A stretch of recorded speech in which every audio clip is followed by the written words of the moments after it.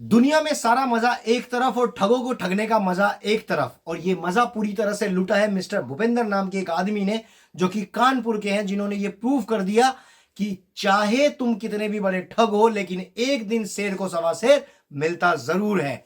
और ये कैसे पॉसिबल हुआ है? साइबर ठग की फोन आया उनके पास, जिसमें उन्होंने बताया कि मैं हूं एक सीबीआई का ऑफिसर। ये कुछ भी बन जाते हैं, कभी सीबीआई के ऑफिसर, कभी एफडी के डायरेक्टर, कभी सीबीआई कुछ पता नहीं क्या क्या बन जाते हैं।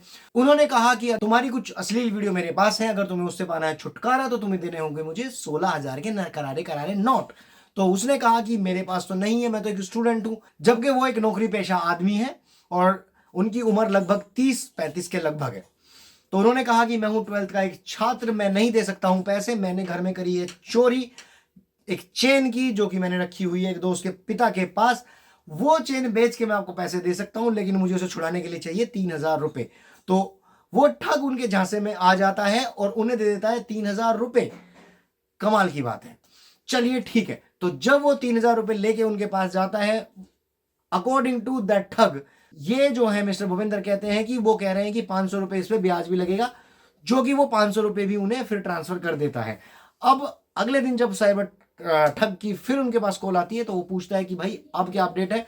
वो कहते हैं कि हम गए थे सुनार के पास उसे बेचने के लिए, उसने कहा है कि ये चेन मैं रख रहा हूं और तुम्हारे ऊपर करूंगा पुलिस केस, क्योंकि तुम लोग हो बच्चे और तुम घर से चोरी करके लाए हो।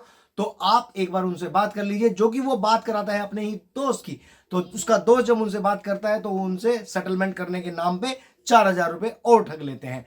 तो अब नेक्स्ट स्टेप, जब वो अगले दिन उसे बताता है कि मैं अब बेचने जा रहा हूं चेन, तो उस चेन के पे जो लोन मिलेगा वो मिलेगा 1,10,000 रुपए का, लेकिन उसके लिए फाइल चार्ज लगेगा 3,000 रुपए। तो साइबर ठग उनकी बातों में पूरी तरह से आया था और 3,000 रुपए और ट्रांसफर कर देता है।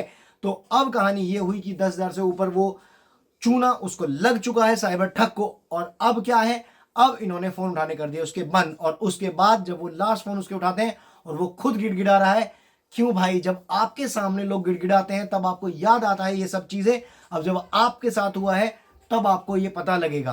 तो क्यों, तो दोस्तों कैसी लगी हमारी ये चटपटी न्यूज? अगर आपको ऐसी ही न्यूज और भी देखनी है तो हमारे चैनल को सब्सक्राइब कीजिए। मैं Ashutosh Chauhan, thank you so much.